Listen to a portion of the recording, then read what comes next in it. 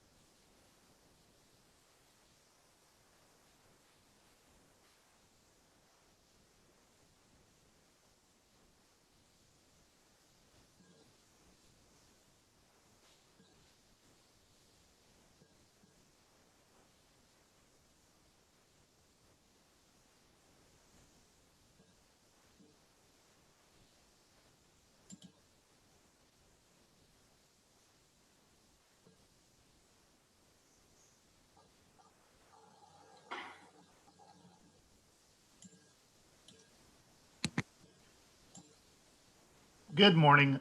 Again, everyone, sorry we're having a little difficulty this morning with people logging in. We're still getting used to doing our virtual board meetings. It's only a second one.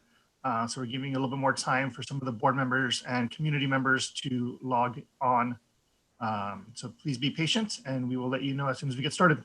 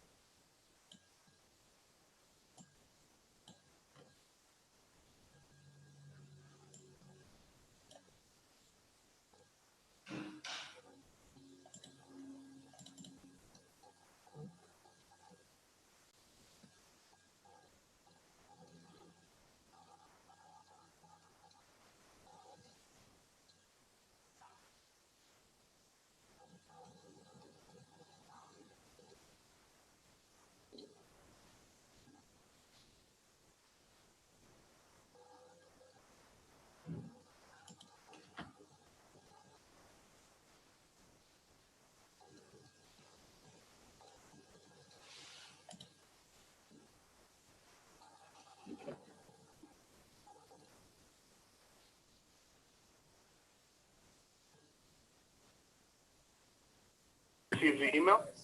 Yeah. And It should say, let me see where it was mine.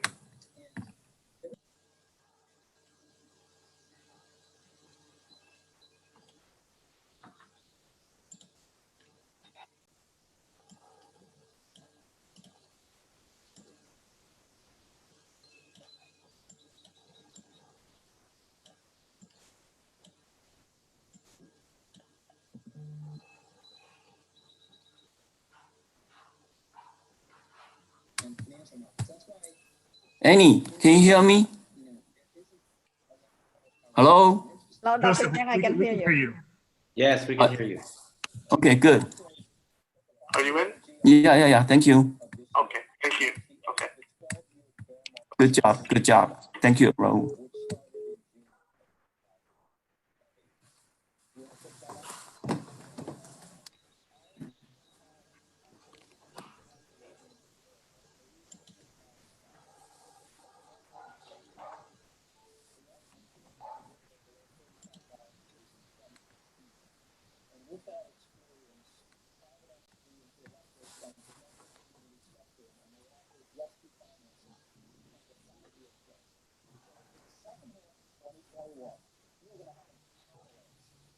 Maturity in the energy sector that is going to have to be dealt with in a refinancing capacity.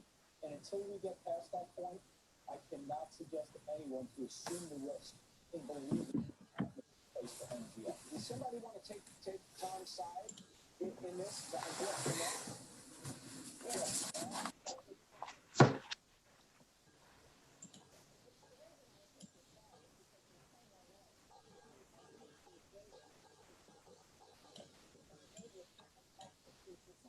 To be 12%.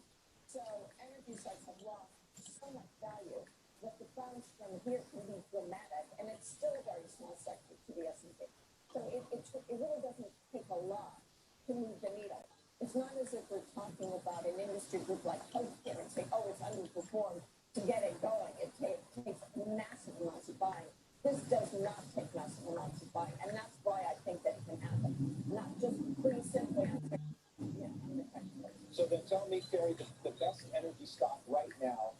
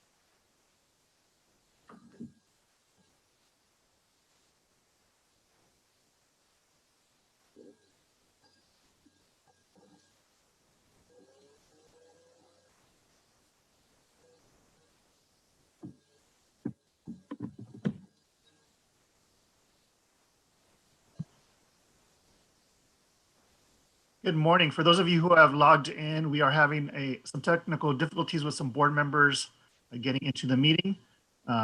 Please bear with us as we try to figure this out. We will begin as soon as we get the board members on the virtual meeting. Thank you.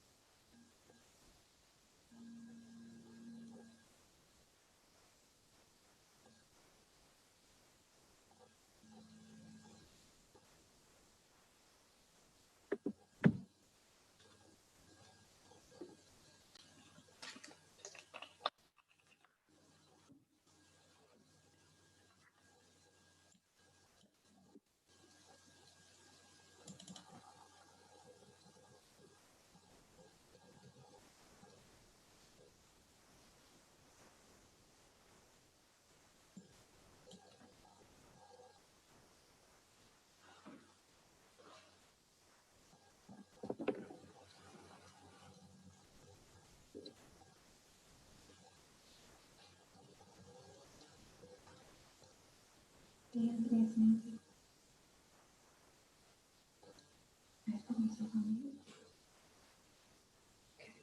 you hear me?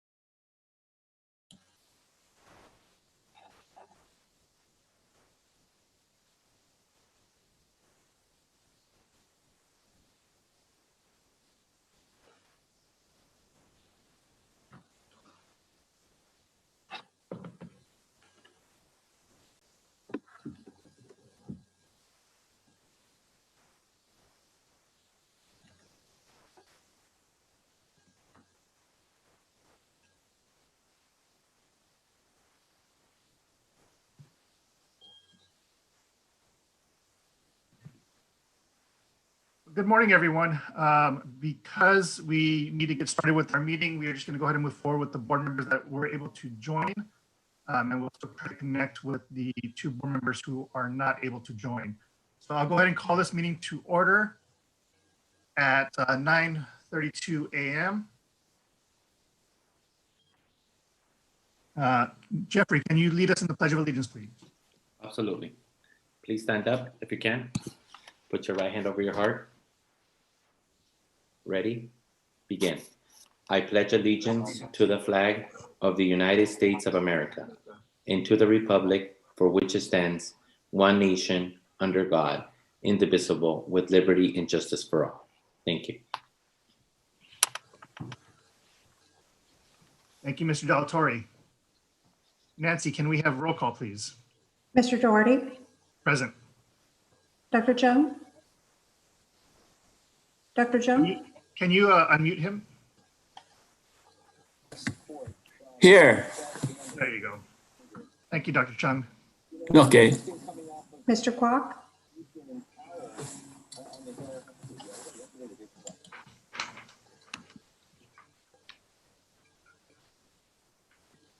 Mr. Kwok? Mr. De La Torre? Present? Mr. Medrano? Mrs. Bowie? Yeah. All right, 1.01D, review of the agenda. Any additions, deletions, corrections? We'll turn it over to our superintendent.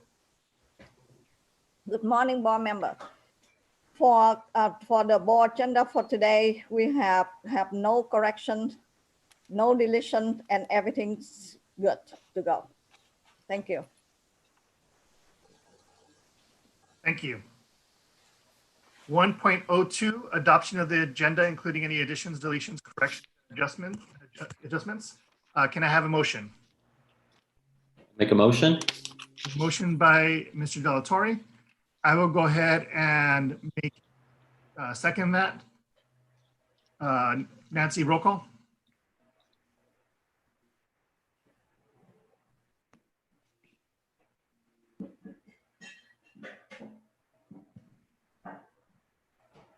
Mr. Medrano? Mr. De La Torre? Present? No, Mr. sorry. Kwok? We're voting here, Mr. Delatorre. I'm sorry. Yes. Mr. Yes. Kwok? Dr. Chung? We have to unmute him. Yes. There we go. And sorry, go ahead and continue. Mr. Doherty? Yes. 3 Motion yes, carries. motion carries. Motion carries 3-0. 1.03, request to speak to agenda items. A, confirmation of request cards collected from audience members wishing to speak to items on the agenda. We do have people who signed up earlier. I know some people are having a hard time getting in, and we are trying to work on that. And we apologize if you haven't been able to get in the meeting. And we'll continue to try to work with you on that. But we will go ahead and move on to 2.01 communications, employee associations. I see Laura Silva has been able to log in with SEIU. Can we go ahead and let Laura speak?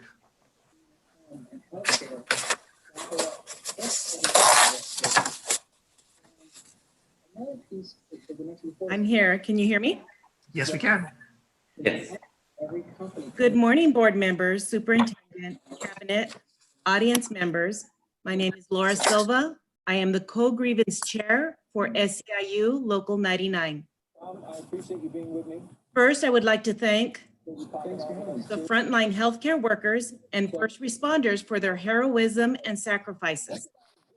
In addition, I want to thank our very own local heroes, our HLPUSD essential workers. Thank you for your acts of kindness and selflessness.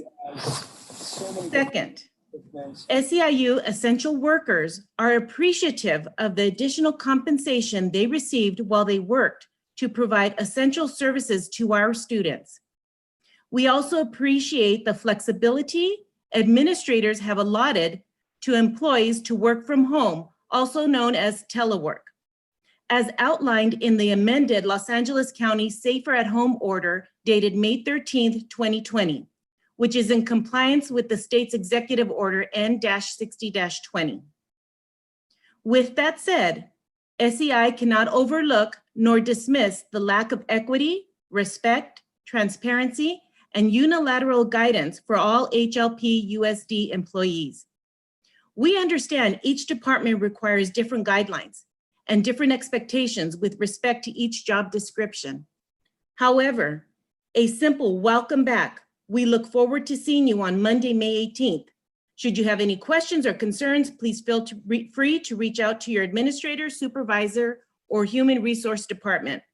That easily would have sufficed and would have been much appreciated.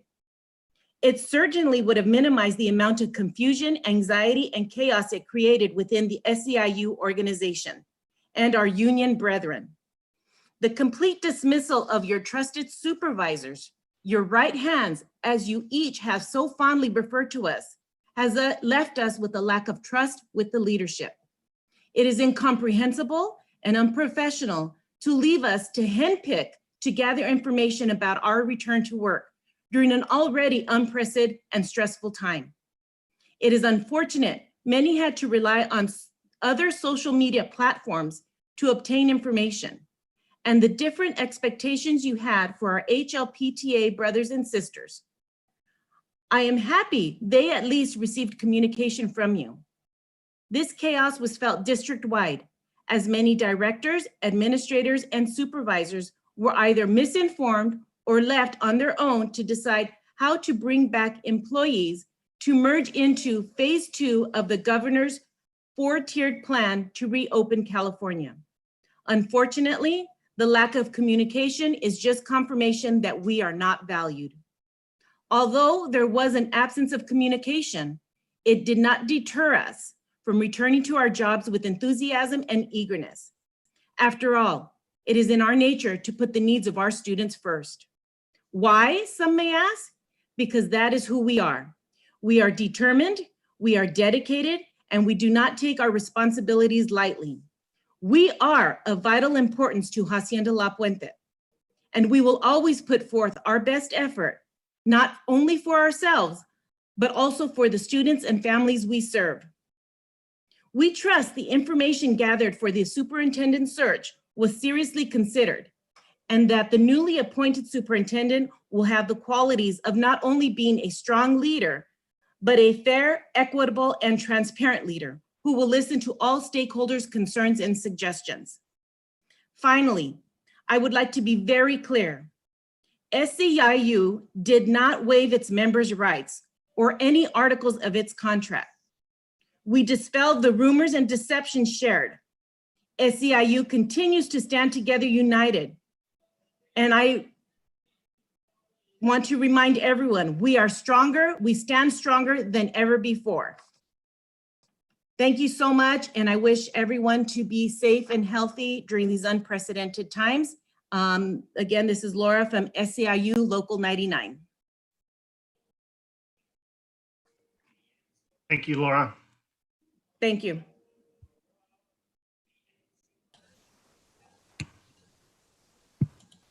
All right, I'm looking at our list. Unfortunately, I don't think our other associations have been able to get in the meeting yet. If and when they do join, we will let them have the opportunity to speak. I think Margaret is waiting. Margaret Caldera. I see on the chat. Well, yeah, Margaret and Billy are both Oh, they, waiting, but okay. yeah. But I don't know what that technical difficulty is.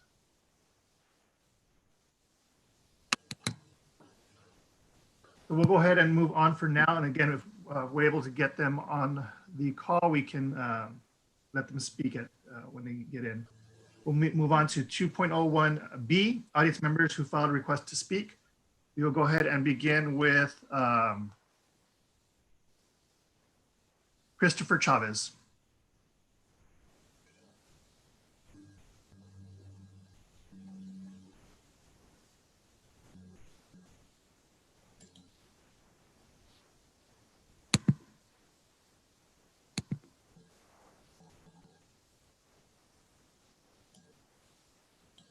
Christopher, are you there?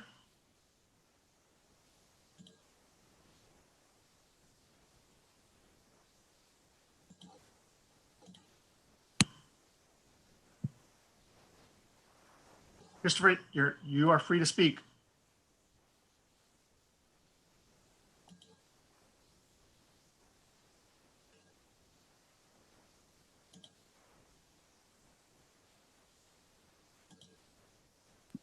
Christopher?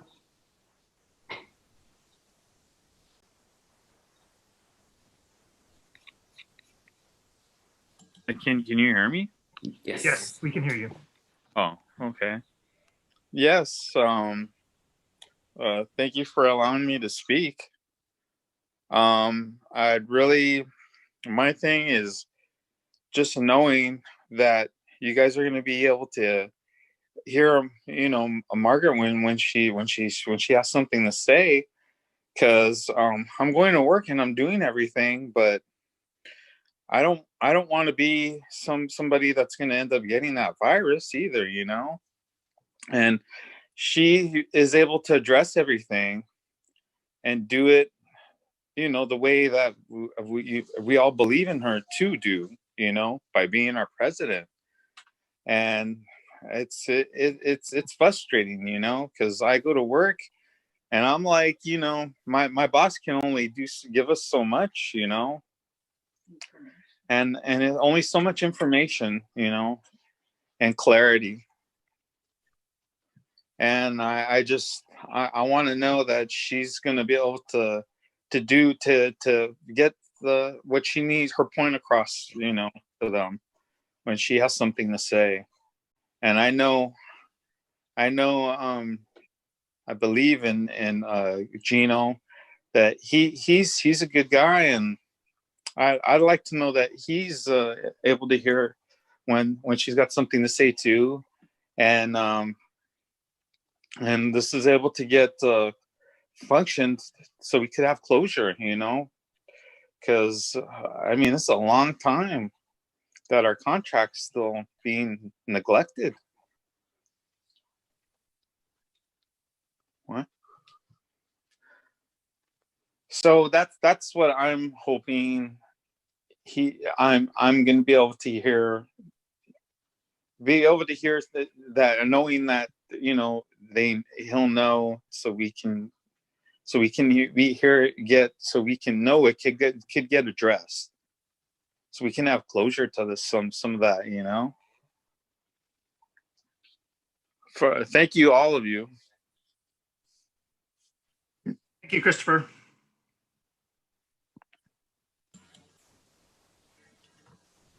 All right.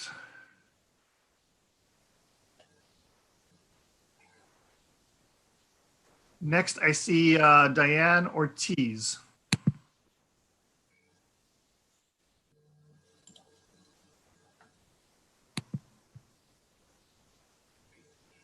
Well, Diane, can you hear us? yeah, I'm here. Yeah, I didn't request to speak, but I'll have to follow up on the last speaker. And yes, we are concerned about our contract and the stall.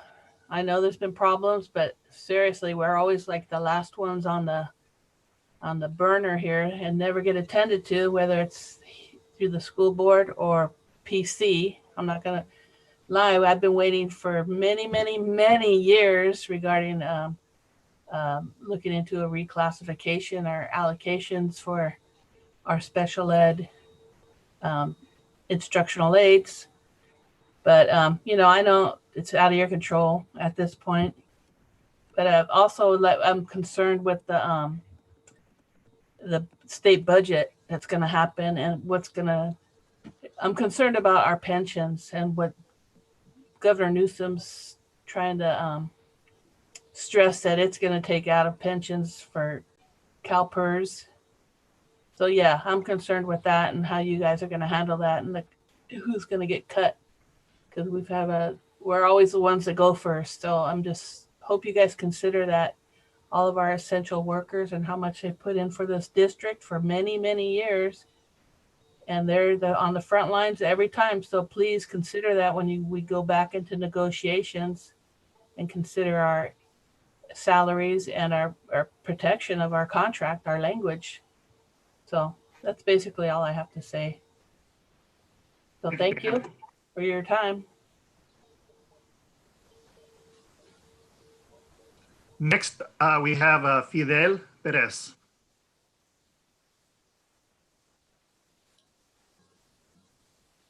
Hello, can you guys hear me? Yes, we can. Okay, yeah, I didn't know I was gonna speak, but I thank you for the opportunity to allow me to speak. And I was just kind of wondering about the contract also, and I was kind of wondering why the district was asking. What I heard, I don't know if it's true, but what I heard was that they wanted us to waive our rights, and I was just kind of wondering what the reason behind that was. But yeah, I'm grateful to have a job, and I appreciate the district and all that they've done for me.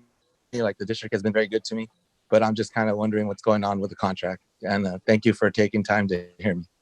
Thank you for that.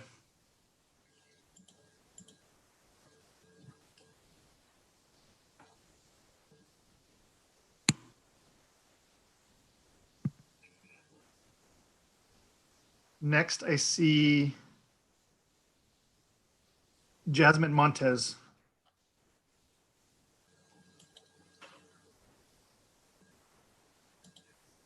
As soon as you can speak, Jasmine, you can go ahead and begin.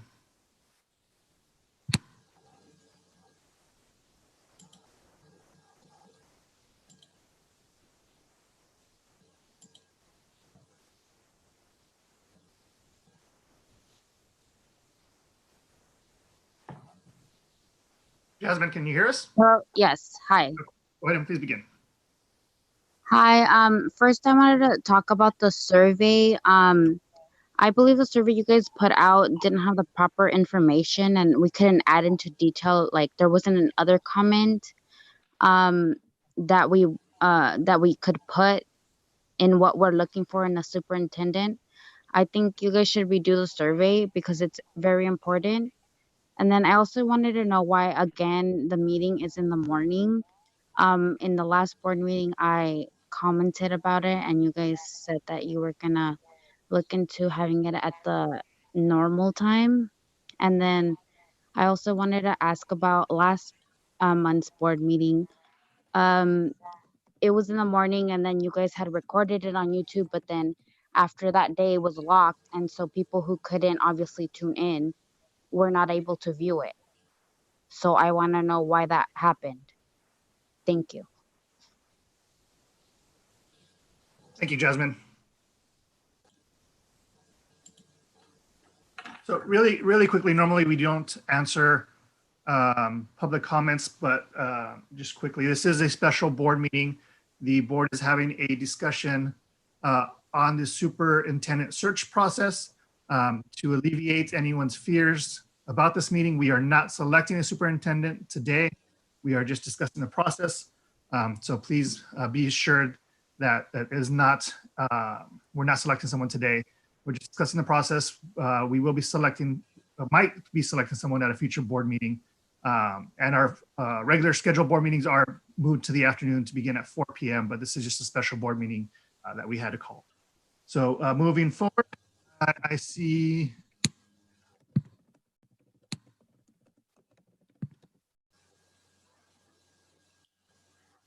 Alki Tapia.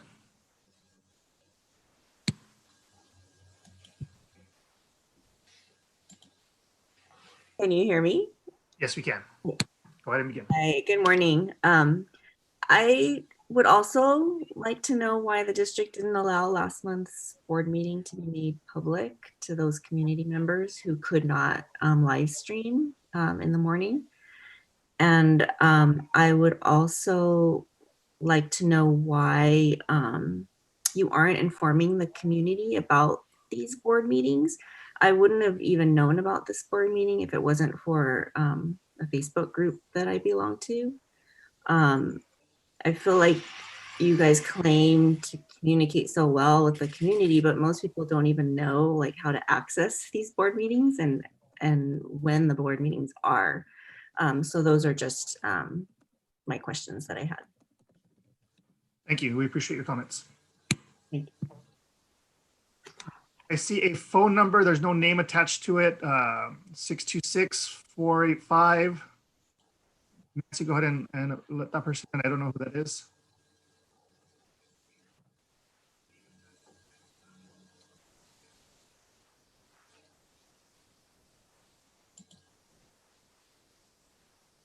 Can you hear us?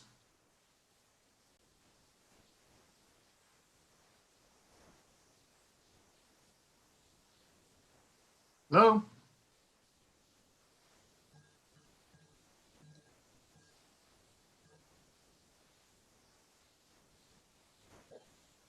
Hello?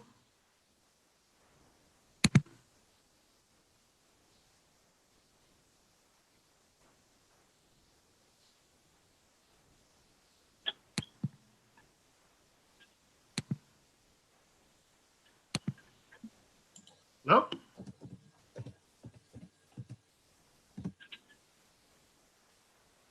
All right, we'll move on to the next speaker and we'll try to come back to that phone number should the person want to speak.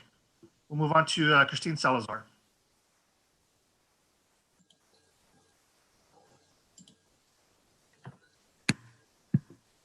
Hello.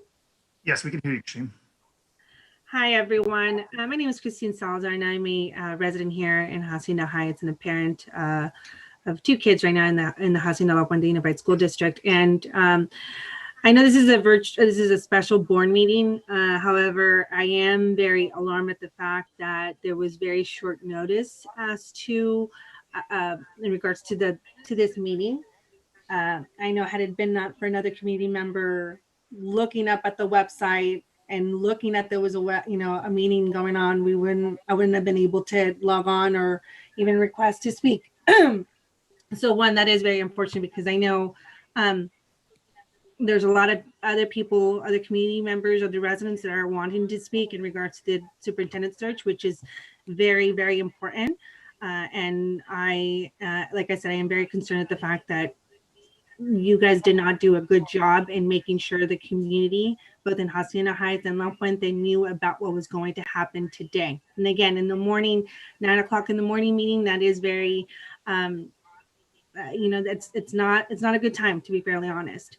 And so I really do hope you guys are doing a better job and kind of talking about also about last board meeting. Granted, yes, it was it's a brand new thing where you guys are doing it virtually, but you need to have access to board meetings even after it has already happened. So and I'm not myself. There's many other people that have been continually asking for a link of the last board meeting because a lot of important information was also discussed at the last board meeting. And no one's been answering us. And we are requesting that last board meeting to be publicly provided on the YouTube links. I'm in. All right, thanks. All right, good luck. Have a great day. Bye. I'm sorry. Go ahead and continue, Christine. Yep. Can you hear me now? I just want to make sure that we have access, the community has access to the last board meeting, because like I said, it was done at a time that not a lot of people was able to have access to it. And a lot of people are still requesting it and no one's been answering us whatsoever. Thank you. All right, thank you. And we will go back to the 485 number to give one more opportunity to speak if we can connect.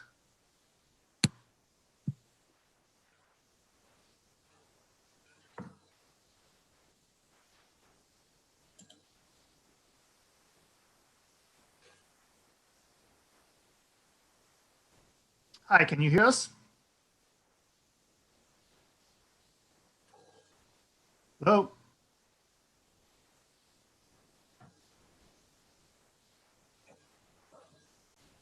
All right, we'll go ahead and continue on. Again, we could not connect with Billy Joe Wright with HLPTA. He did let us know he was trying to connect to join the meeting. And I know Margaret was trying to connect as well from CSEA to speak. If we are able to get them on this meeting at another point as we move forward, we will allow them to speak at any time in the agenda. And for the purposes of the meeting, I do want to let everybody know that Board Member Kwok and Board Member Medrano have been able to join us. So with that, we will go ahead and turn it over to 3 administration items, 3.01A, presentation by McPherson and Jacobson regarding the superintendent search for the Hacienda La Puente Unified School District.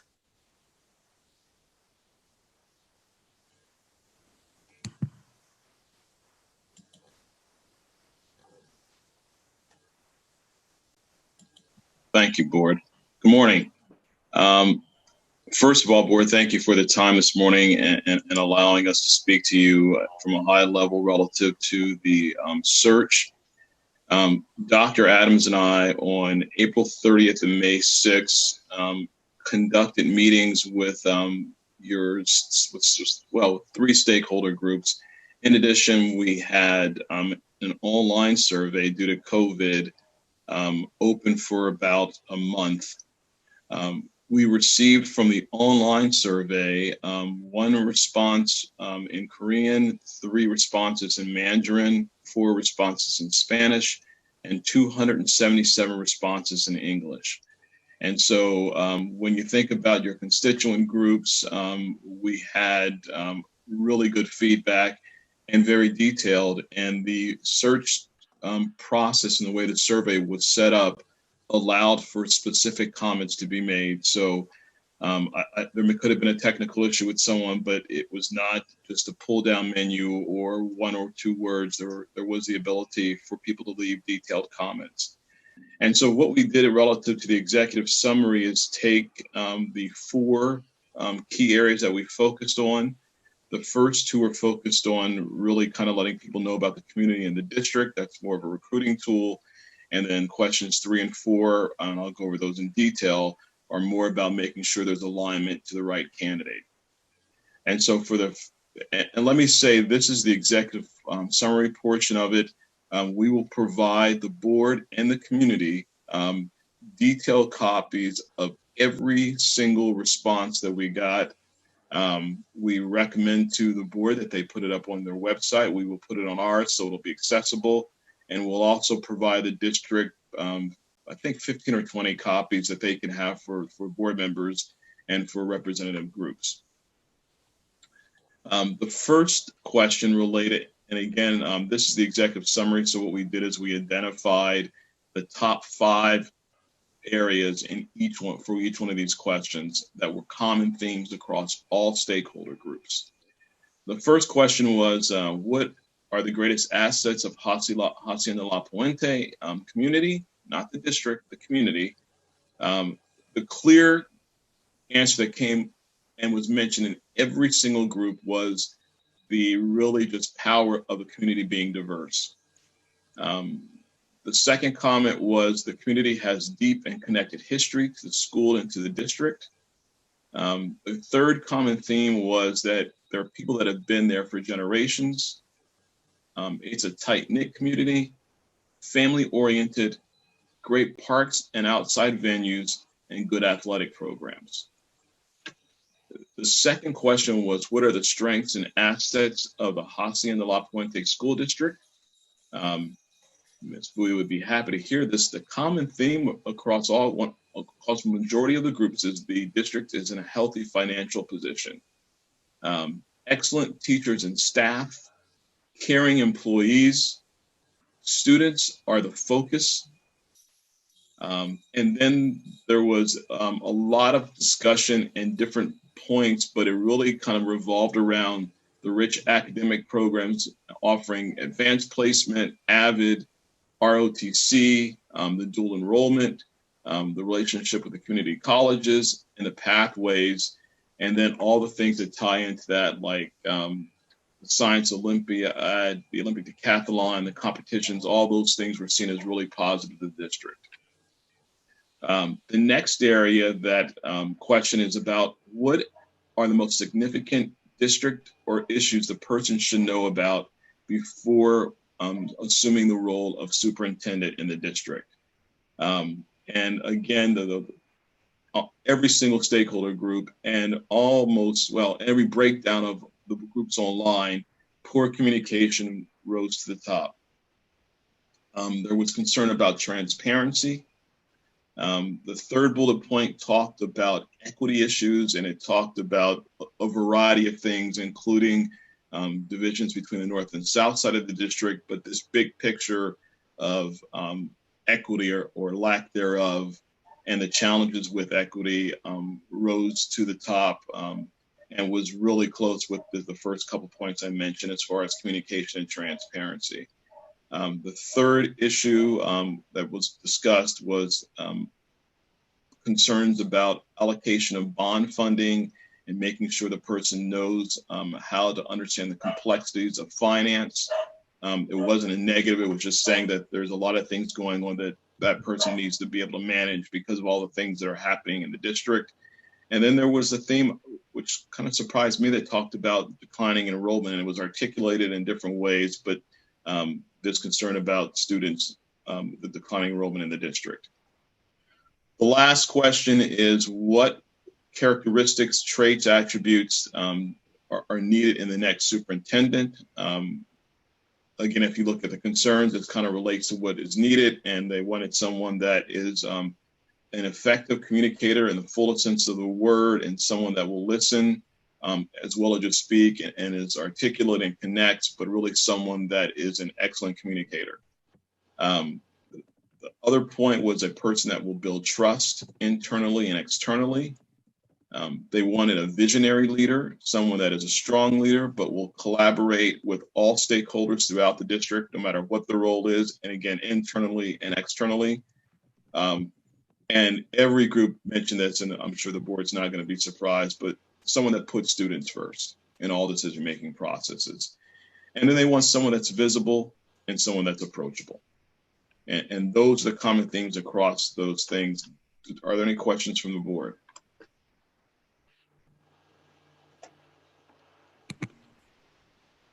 Do any board members have any questions? No, thank you. Thank you. None. We should have that written report to you probably within a week. And again, I said, we'll send copies to the district office and we'll make it available online as well. Thank you, Mr. Johnson. Thank you, sir. All right, we will move on to 4.01. Audience members who wish to speak to items listed under closed session may address the board at this time. I see Karen Warman has her hand raised. So Karen, we'll go with you.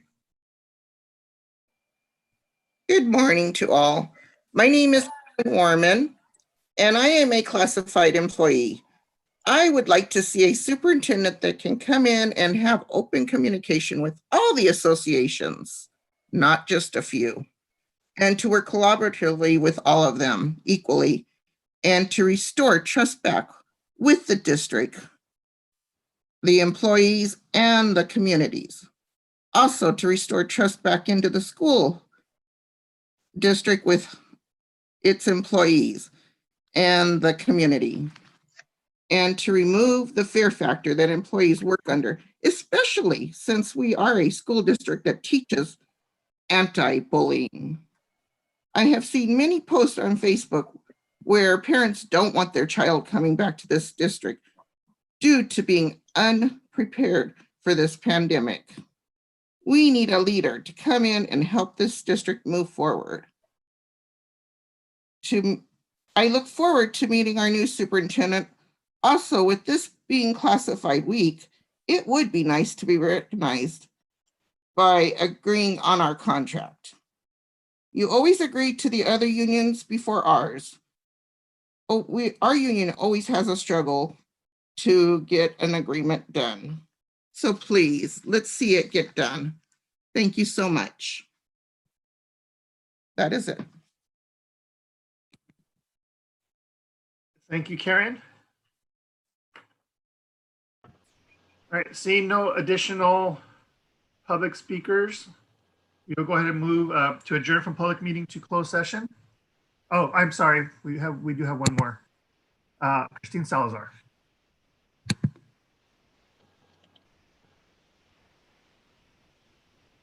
Thank you. And then I wanted to go ahead and address the superintendent survey for the community. What I do have a question is about what stakeholder meetings. I know the firm just said that there was 3 stakeholder meetings. I really would like to know who exactly were those stakeholder groups, who did participate, and when they did take into when they did happen. And then as for the survey, well, it is nice to see that there are some big numbers. However, if this survey had been up for a month, like the firm had actually said, instead of just the 2.5 weeks, it was actually open, or it was actually finally recognized by the board and the community, we probably would have had a whole lot more people doing input on these surveys. And so that is in itself is concerning because, well, yes, over 200 responses is good. We have over 18,000 kids in this district, and we have almost more 50,000 residents here in the Hacienda La Puente Unified School District. So to be fairly honest, 200 plus is barely nothing. And so I really do suggest either opening up the survey once again and allowing the community to be fully aware of these surveys and not just be given a short amount of time. And as for the new superintendent, it does have to be someone who will be able to fully communicate with the communities. Granted, this will be a post that you board members that we voted, we put you on those seats so you know exactly what the communities are asking for. We hope that you will make make the decision for a superintendent that will not only put our kids at first, but will also put the employees first. Because I know there's a lot of employees, from what I can tell, that are very concerned, whether it's about their contracts or the environment that they're working under. We hope that this new superintendent takes into account that this person, whether he or she, will have to do a lot of damage control within the school district. So please take that into consideration, someone that can fully communicate with all communities, parents, students, residents, community. Thank you so much. Thank you, Christine.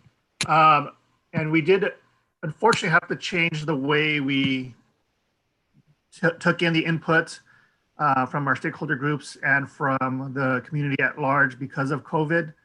But I'll go ahead and turn it back. Can we get Mr. Johnson back on the line to talk about the stakeholder groups and the outreach?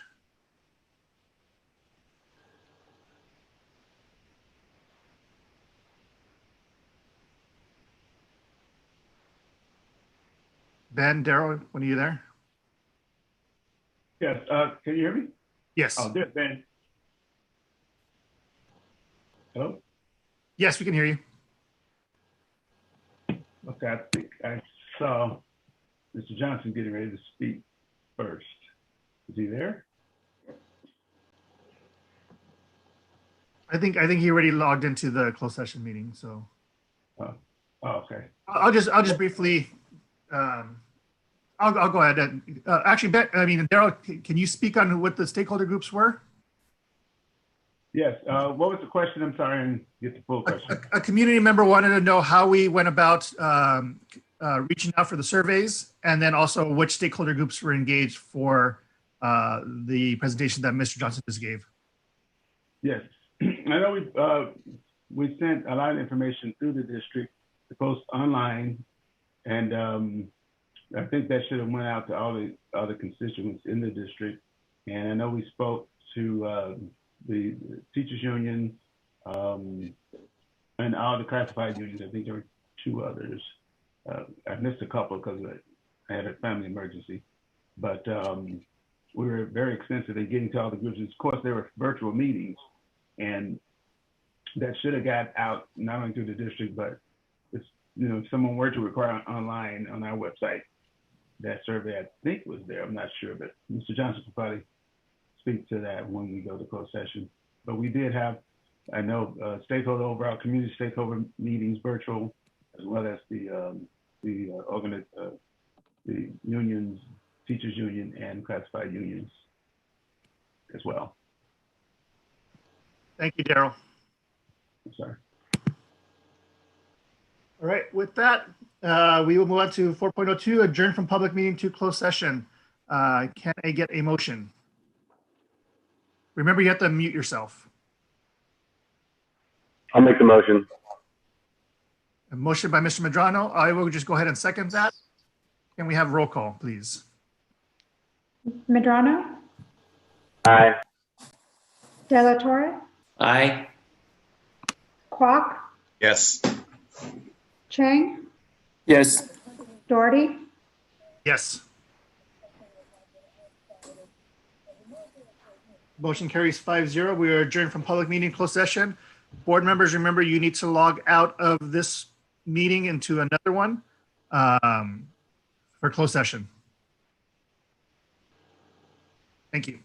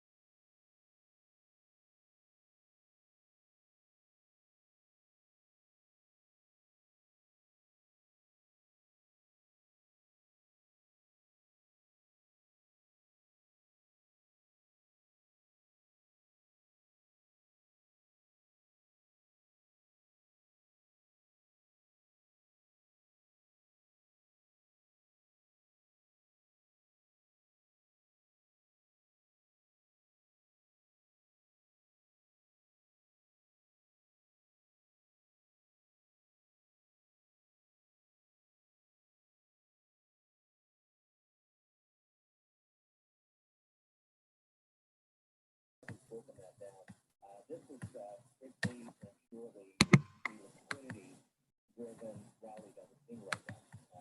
And so it's deeply understandable. You go back to last October, we're back to the S&P 500 last year was last October. Last October is going to be 2.6%. All right, we will go ahead and reconvene the public meeting at 11:10 a.m. 4.05, report of actions taken during the closed session. There are none. 5, Board of Education comments. We'll start with Mr. Del Torre. Hi, good afternoon, everyone. Well, morning, still morning, sorry. First of all, I want to congratulate the class of 2020 and audience members and community members. I appreciate all your support and making this memorable time for students. As you know, I'm also a parent of a senior at a high school, and I take these concerns very serious. We do hope that we will continue to, we're going to monitor CDC, but we're going to continue to make sure that children's safety is always our #1 priority. I want you all to know that. And we want to make sure that our students are recognized for their hard work all these years that they've been in school, and it hasn't been forgotten. So as the moment that we have an opportunity, we will be able to celebrate. But the main things for is the student safety and our employees. Also, I'm looking into what's going to happen for the next school year. I want to make sure that there's certain things in place and that we make sure that we follow the protocols to make sure that the students and our staff is always safe. And so it's important that we have all our stakeholders meet and find out what is it going to look like when we do come back to school. I think safety is always important. Make sure that we have those masks, that we keep that distance. Even if we are told that it is safe, we still don't have a vaccine. So we need to make sure that we're respectful and we take care of each other. So with that in mind, I want you guys to have a wonderful day today. Congratulations again to all of our students and parents. Thank you for your hard work. I appreciate every single thing that you guys are doing.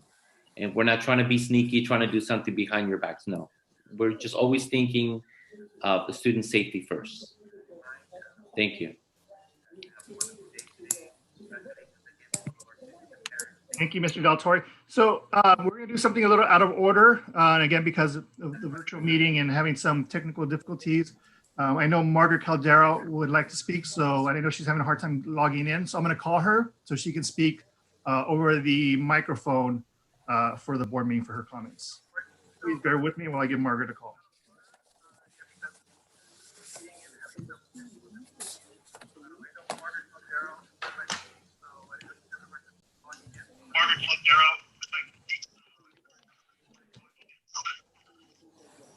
Margaret, go ahead and mute your device so that way we don't get the feedback in the background.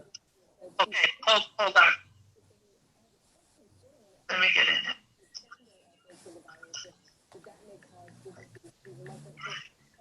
Yeah, hold on, I'm muting it. No problem. Darn it.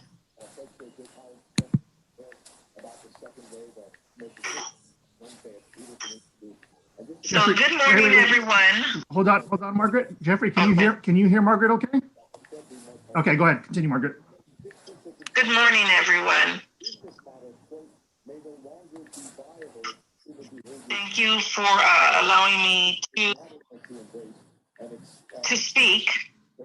I was getting upset. I understand there's some technical difficulties, but really we should do something to make sure that everything is in order before we make sure all those kinks are out. So again, my name is Margaret Caldera. I'm the chapter president from CSCA 115. Would like to speak on a couple of items. First, I would like to say thank you to Laura from SU. You made some very valid and concerning points, and I do appreciate that. as both of the members from SCIU and CSCA have been working all the way through this and continue to work and have been called back, we also have a lot of concerns with CSCA members being called back without a safety plan in place. Also without the proper protective equipment. Members went back to work with trash in the waste baskets, and even though CSCA has custodians, the custodians have been off of work. So when they returned, they came back to trash in their waste baskets. The areas were not cleaned or disinfected, as Jill from HR had stated she was going to do that, even though previously she had said that there's no need for it. If it's after 5 days, no need to clean and no need for disinfectant, anything. But yet, the district has no plan or no guarantee in place to say whether someone had entered an area or a classroom or an office before that. That's very concerning. Also, at the facilities department,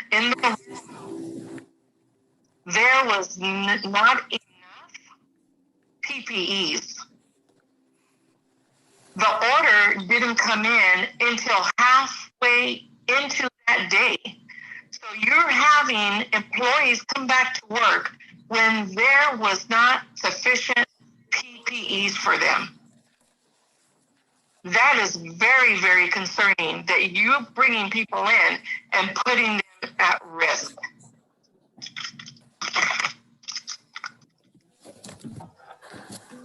Another thing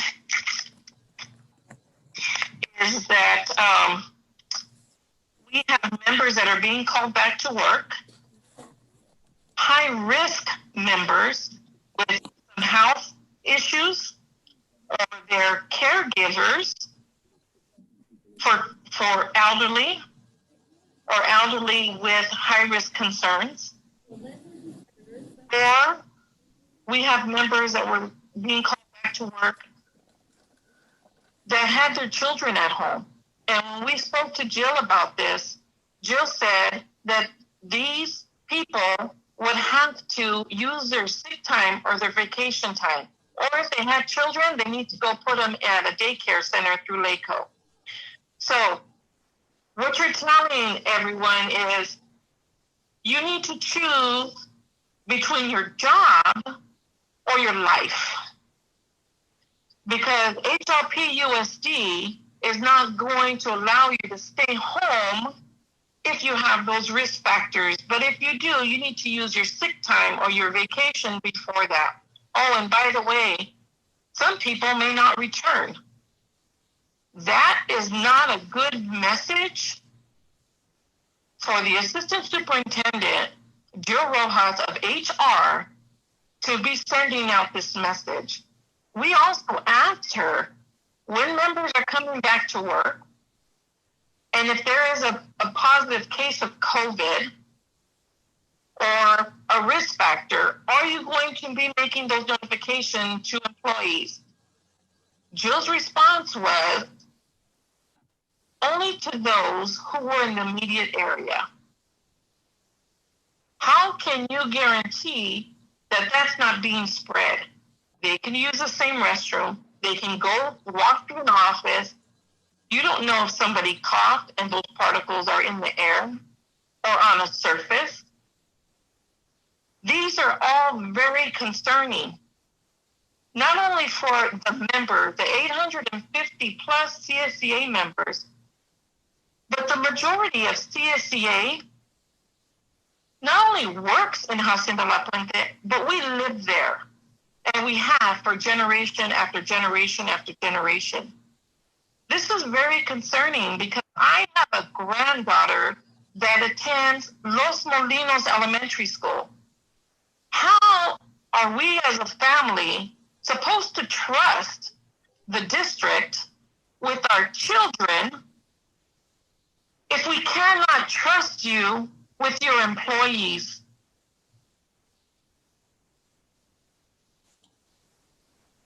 That is very concerning. for all of the students at all of the school districts. I urge the parents, contact your school board members. They're the ones that should be making these decisions. You guys, not Jill, not Annie. You guys were elected into office to make the right decisions for the district. And we are very disappointed in your inactions or what you have allowed to continue and continue.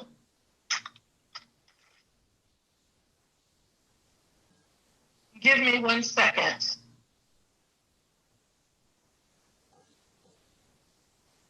We are still out of contract.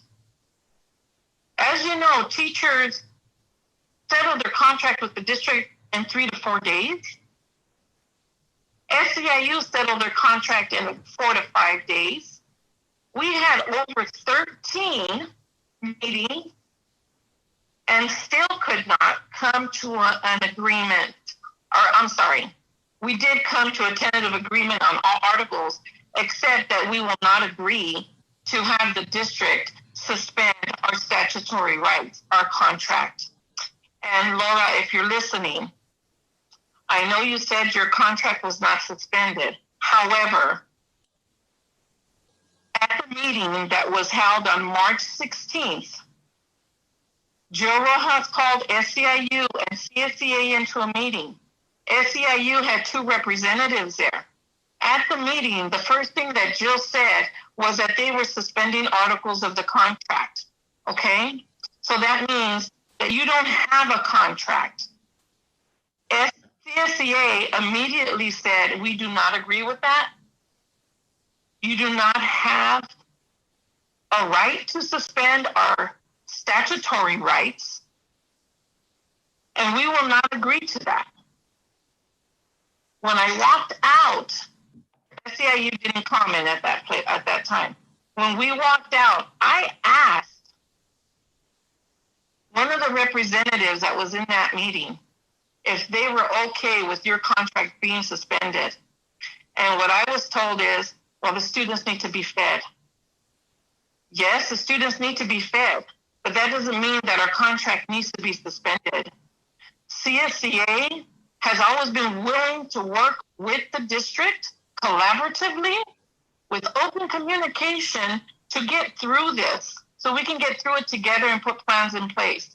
That did not happen. The first thing that Jill did was to take advantage of the COVID-19 pandemic to suspend our contract. For what purpose is that?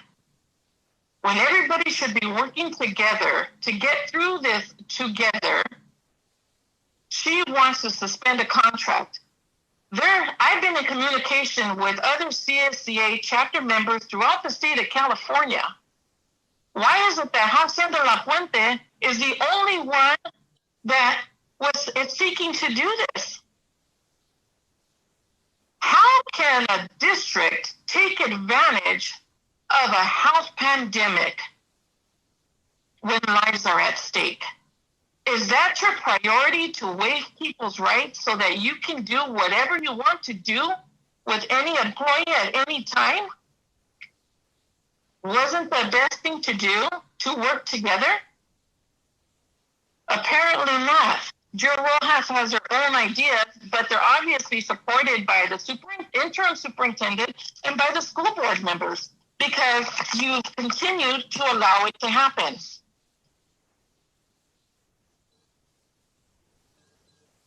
So, let me give you a little bit of background.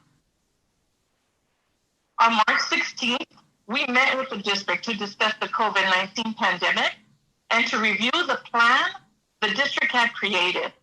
At the start of that meeting, the district presented us with Article 3, management rights in our contract, and their intent to suspend the articles in our contract, such as the term of the contract, the grievance procedure, involuntary transfers. We, CSCA, do not agree that the district has the authority to waive our right, and we're appalled, as everyone else should be appalled, at the fact that they would use the COVID-19 pandemic as an opportunity to attempt this.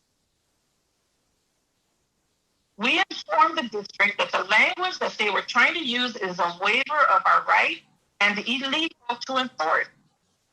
We have also provided the district with notice of our intent to negotiate that article and the removal of the waiver. So regardless of the evidence that we provided to the district, you guys are still using the coronavirus pandemic as an opportunity to waive our right. The continued refusal to negotiate removal of the waiver of a right has forced CSDA to file for impasse in order to protect our rights. So prior to filing for impasse, CSDA had provided the district with options to resolve this issue. We first asked, do the right thing and agree to remove the waiver language. That was a no. Okay, and we asked several times. We also asked, close all other articles that have been agreed to. Then we can go through PERB, which is a Public Employees Review Board, to determine the language advancement rights and the removal of the waiver. Again, no. Okay? If we were able to close the articles on all the TAs, then our 850 plus members would have been able to start receiving their salary increase like the other unions received, as well as management, okay? And we would have been able to receive the retro. All this when it's most desperately needed at this time. And still a no. So now we are in impasse. We have met with the mediator on Monday, and we're scheduled to meet again on Wednesday. So, gentlemen, you still have time to make the right decision. And we're asking you again to please make the right decisions.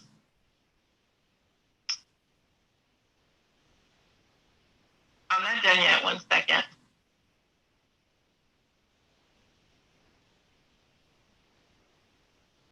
Darn it. Where is it at? So, are you there? Yep, we're still here. Okay. Yes. My page is here.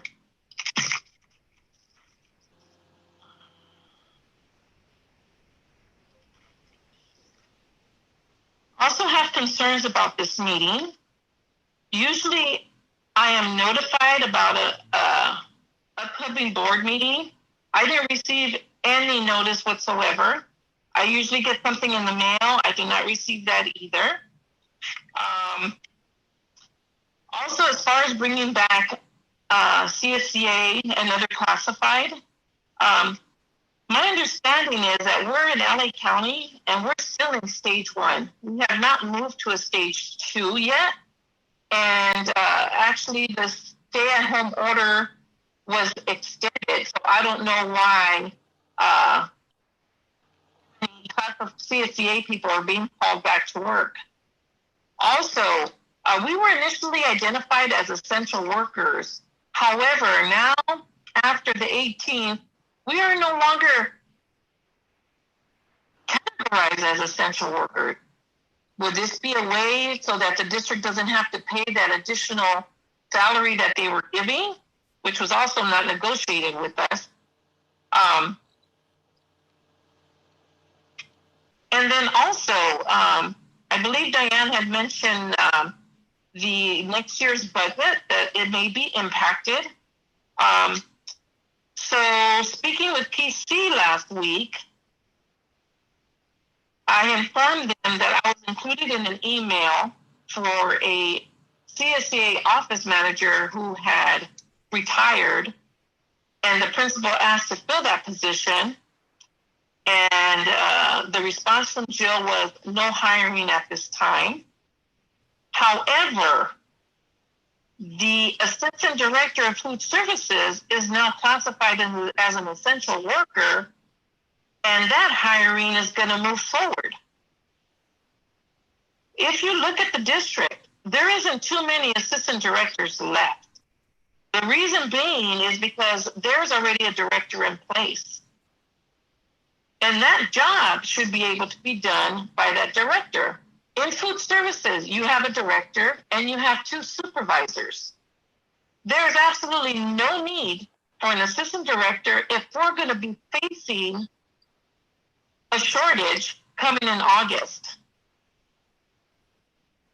This is something that you need to start looking into now, board members. And if you're going to put a freeze on hiring, then maybe you should freeze from the top instead of always making cuts to the bottom. Those essential workers that are now so badly needed to continue to make sure that the district is running.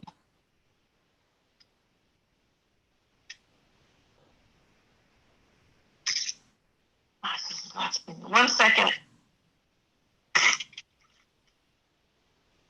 Okay, so now I'll move on to the superintendent.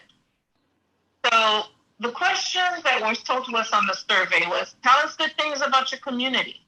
Okay, well, our community is very proud of our city. We are unique because we have vast cultural and economic differences provided within our communities.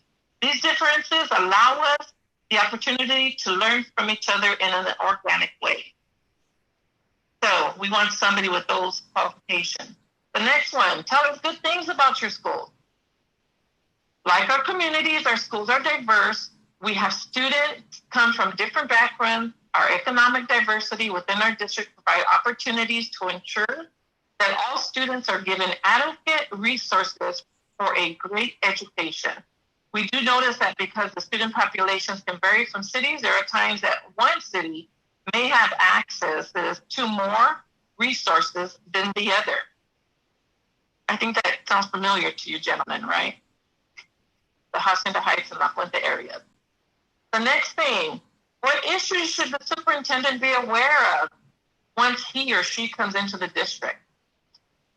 Our district has a history of turmoil, and this created fractures within the relationship between the district and the community that they serve.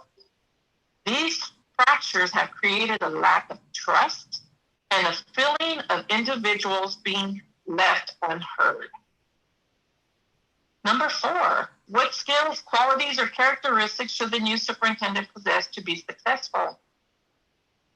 They must have the ability to create a culture of accountability, develop teams while providing leadership, transparency, inclusion for all, clear communication, knowledge of your role and responsibilities, and the ability to continue the development, being able to listen and learn from our community.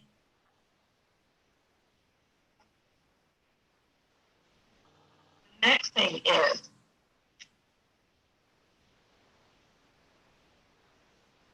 what role will the superintendent have regarding community holes within the education of its children?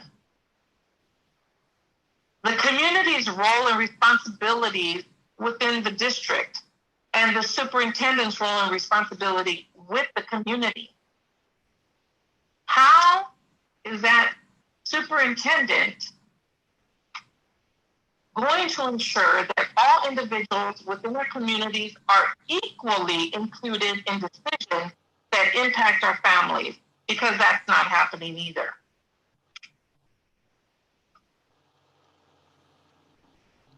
And be able to create a structure that equally supports all of our students and community equally. We need someone with experience in rebuilding relationships within a community and to enhance communication and transparency and to build trust. And someone that will be able to include individuals that have felt removed or frustrated with this entire turmoil, as well as the friction between administration, employees, and the community. There has been, or we've all seen, an uprising of communities that are concerned with the lack of transparency and have lost their sense of trust within the district. We believe that this has an impact on declining enrollment within our district. How can the superintendent fix this? We have also seen a departure of 3 administrators within the district just recently, as well as teachers and staff.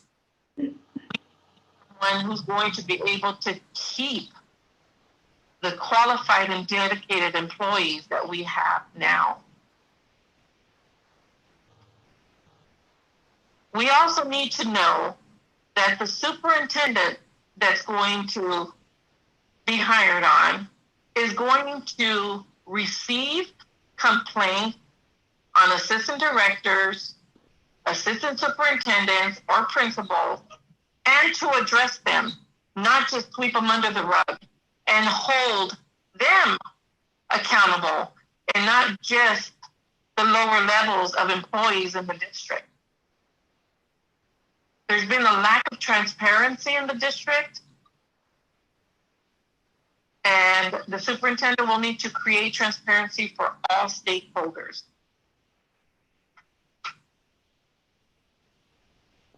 With the COVID-19 pandemic, verifying that class employees are beyond essential, this school district must put in a superintendent who's going to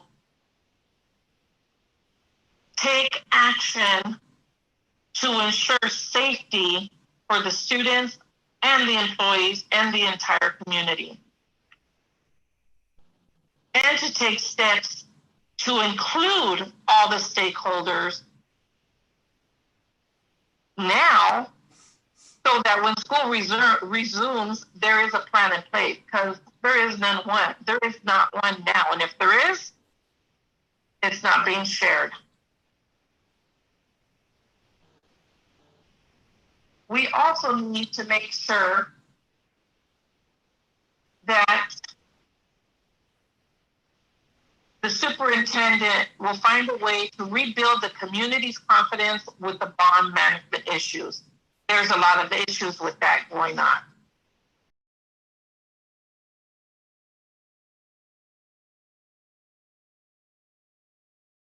Of a merit district. We are a merit district, which should be operating separately from the district. However, the assistant superintendent of HR, Joe Rojas, as you know, illegally interfered in that process and kept an appointed appointed commissioner from being seated for almost a full year, which affected classified employees. You were also aware of her illegal interference, and you allowed it to happen.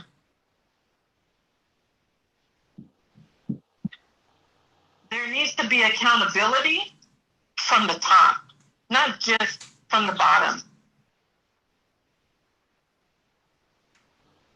And the superintendent needs to have experience working collaboratively with unions.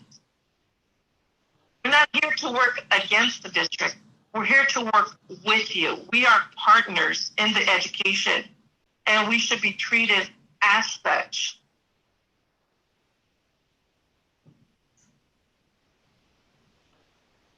And hold on, I'm not done. I'm going back and forth here. So I have some concerns also. A couple of months ago, Annie was offered a superintendent or executive superintendent position at Montevallo. That's when Cindy Colin Colfer was still here. However, Annie declined it. I find that curious that Annie declined. Then after that, Cindy retired. Then Annie is made interim superintendent.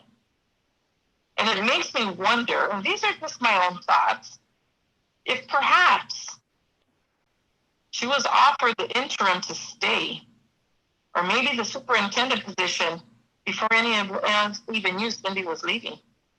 These are just my thoughts. But like I said, the events do make one wonder.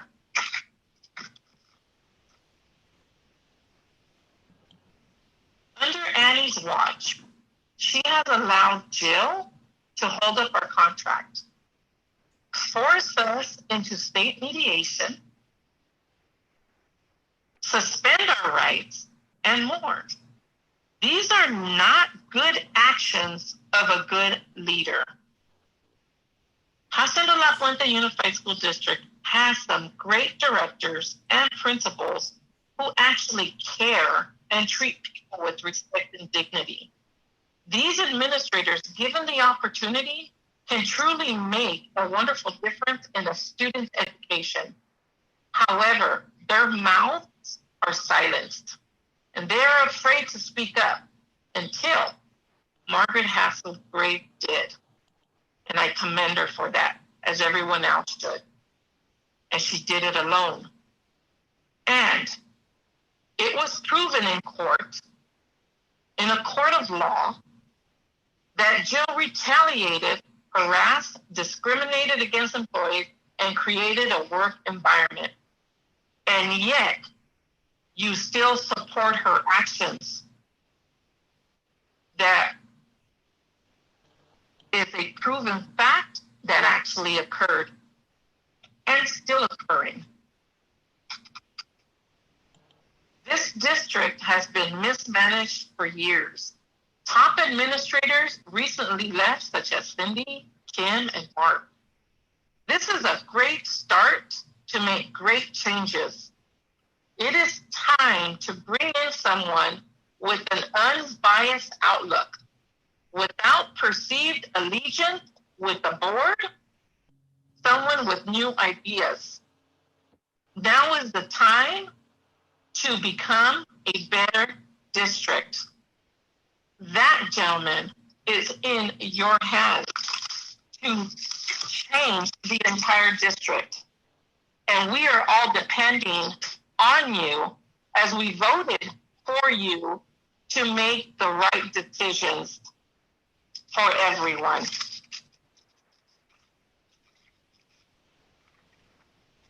I will close with that. And I would like to thank the CSEA members who spoke up today. I want to thank you.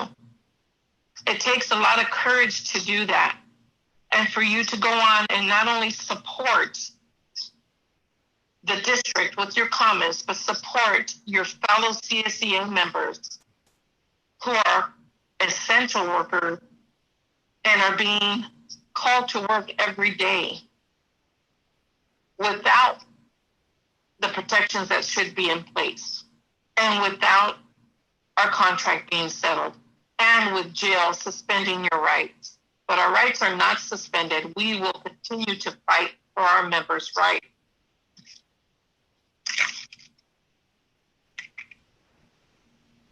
I also would like to ask the board, what is the next step after today's meeting? Will you be announcing the names of the final candidates? It's important to know who the finalists are so that we can have an opportunity to have a real input on who the next superintendent will actually be.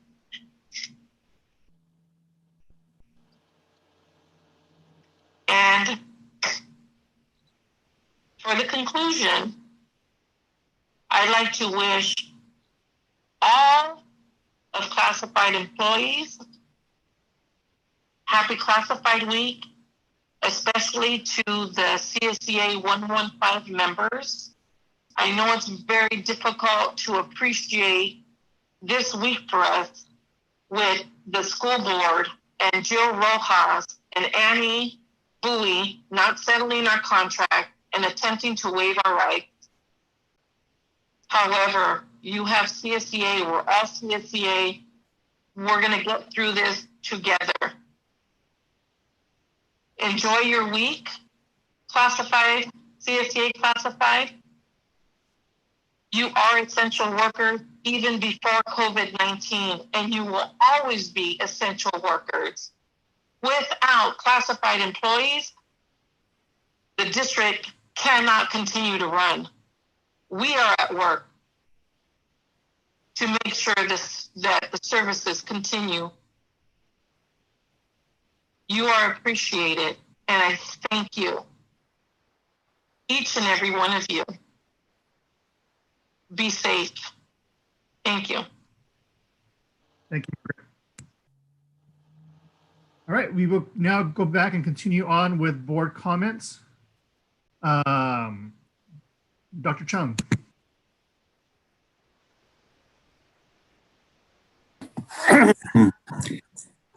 Wow. Yeah, I think Margaret has mentioned there's so many things that we really need to take care of it. And of course, congratulations to all the students. They have made the graduation this year, and they all have a great future ahead of them. And wish them the best and wish them luck. And another one is last week, I spent a whole lot of time, to review the scholarship application. And it has been so many years, almost 5 or 6 years. And some of the students, even applied the first one, then applied the second one. And when I review those applications, I feel very encouraging. And you can see the students when they write up their application, and they change their attitude, and they change their attitude toward the studies. Like they are aware of, study is very important, and also study is hard job, and you have to have the patience. And also, they also realize that the study is a very rewarding job. So I'm very happy to give this scholarship, and I hope that in the future, all those representative school board members in your district, and you can keep these good traditions, and that really help our students in learning, and also develop their skills in learning. And after that one, I hope everybody can keep safe and have a wonderful summer. Thank you very much. Thank you, Dr. Chung. Mr. Medrano. I just want to wish all of our graduates congratulations. Again, I know it's not quite what we all wanted it to be, but this is an unprecedented historical time for all of us. And I really want to thank them and the parents and teachers and everyone for bearing through it and supporting each other. I want to thank staff and my colleagues for the meeting today. I know constitutionally this is our primary role, and so it's something I know all of us are taking very seriously, and I'm sure we'll do our due diligence in coming to a good conclusion on what we decide for who's going to lead the district next. With that, looking forward to our next get together. Thanks, President. Thank you, Mr. Medrano. First off, I just want to wish everyone a happy Classified Employees Week. as it's shown, and I've said it before over the years, that they are essential workers. They are the backbone of our district to making sure we are able to run and function. And we appreciate all the hard work, not just during this time of the COVID crisis, but all year long, what they do for each and every one of our students. So all of our classified employees for all your hard work. You know, it's a very difficult time right now for all of us and for all of our families and for our students. And, you know I speak for the entire board that we are saddened that we weren't able to have a traditional graduation. I think we all love being on stage and seeing each graduate come up to get their diploma and how happy they are and seeing how happy the families are. And the fact that we have a board member who has a son that's a senior that, you know, many of us who are on the board have watched him grow up in our district. We have a board member who has a daughter who's promoting from 8th grade that, you know, same thing, has no ceremony. So it affects directly our board members as well, not just our parents, community, and our students. And I know our superintendent recently said in a statement that, you know, we are working with the county health department. We are working with the county office of education to see in the future if we are able to do some kind of modified graduation and what that looks like. But again, we look at our health experts to guide us on this. I know me personally, we've had a death in our family from this disease. I know there's other members throughout our communities in Hacienda Heights and Belinda and La Puente who know of someone who's either died from this disease or has had it and has been severely sick. We don't take that lightly. Like Mr. Del Torre said, the safety and health of our employees and our students is #1 priority for us during this time. But we do want to congratulate the class of 2020. You worked hard to reach this time. We know we're going to hear great things from you as you go on to the future, to college, whatever that looks like, because we also don't know what college is going to look like come in the fall. I have a son who's at the USC. He's been home doing his online classes, and you know, the Cal State's already announced that most of the fall classes are going to be online. We don't know what USC is going to be doing, so I don't know if he will even be back in in-person classes for his junior year at USC. So it's tough. It's tough all around for all of us as board members with families of our own, kids of our own, but we all have to stay safe. So with that, I'll go ahead and ask for I also just want to again thank all of our district staff, Annie, Nancy, Jeanette, for making this happen. You know, we had some difficulties with getting people in, but this isn't easy. No one's prepared to move everything online. I've done a couple of these Zoom meetings for different committees and work, and there seems to be always a struggle to make it run flawlessly. So we appreciate all your hard work and all the hard work of all of our staff who've been working still to this day. Our principals, our directors, you know, all the back office people who have to be at work, because if not, you know, our staff members don't get paid and retirements don't get processed and transcripts don't get sent out and all the other work that everyone has to do still during this time. We appreciate all your hard work. So thank you again. So can I have a motion to adjourn? I heard a motion by Dr. Chung and a second by Mr. Del Torre. Roll call vote, please. Medrano, Aye. De La Torre, Aye. Kwok, Chung, Yes. Duarte. Yes. Motion carries 4-0. We are adjourned. Thank you. Take care, everybody.